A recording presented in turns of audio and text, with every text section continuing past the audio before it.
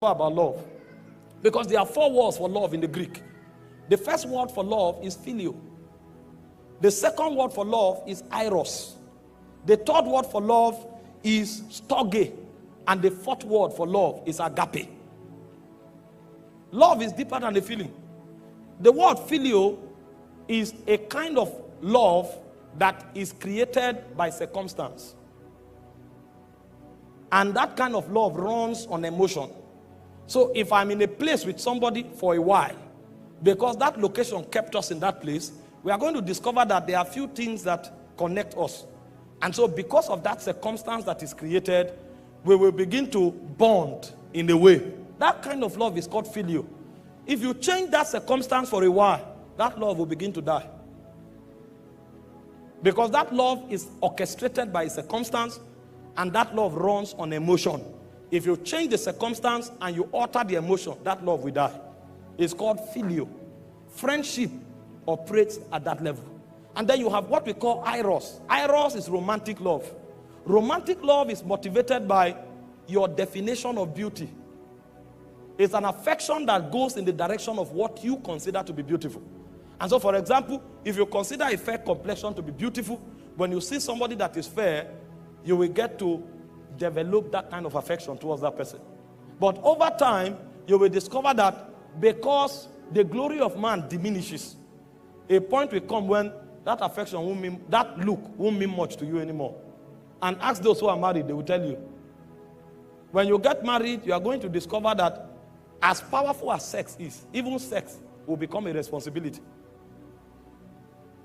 It's when you are not yet married that demons are touching your emotion. You say, hey. When you get married, you will know that demons were involved. You saw the lady's leg, you say, Jesus.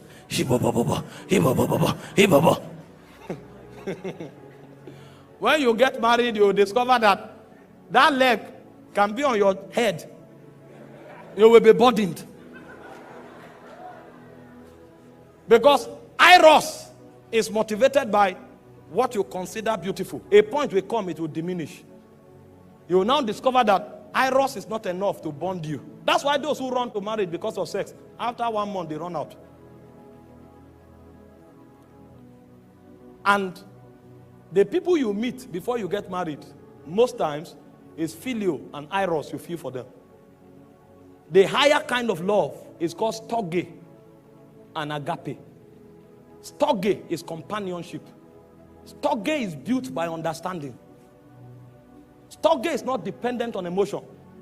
That's why people who have understanding, when they become old, at 70, you will see them hold themselves, walking together. It's called companionship.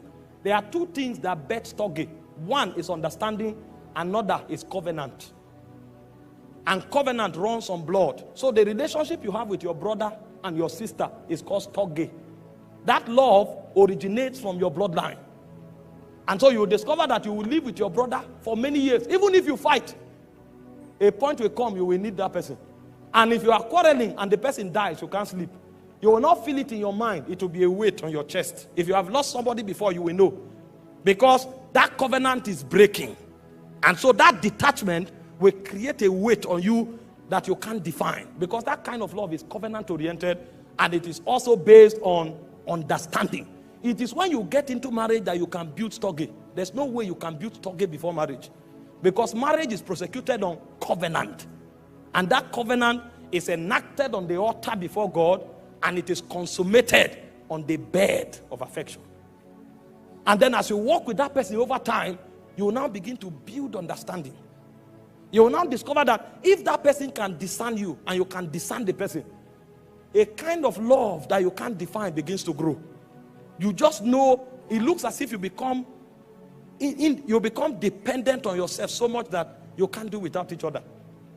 You can be together for 2 days. There's no eros operation. There's no sex. But you are gisting and talking to yourself as though sometimes you even gossip with one another. What's happening is storge.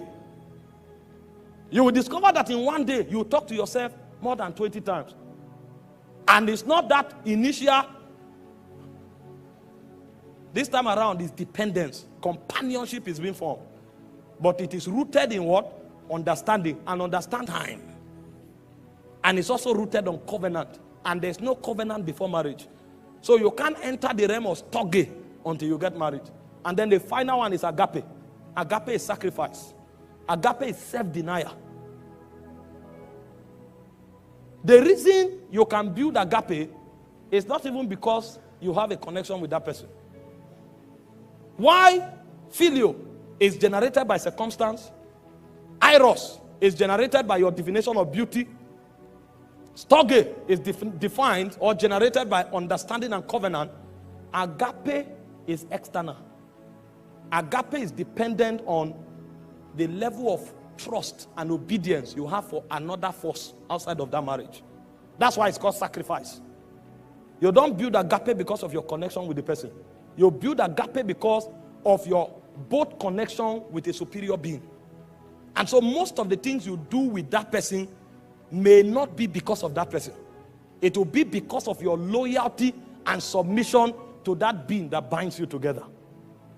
And so many times, when you go through a relationship as strong as marriage, you will discover the reason you will stay will not be because of the person.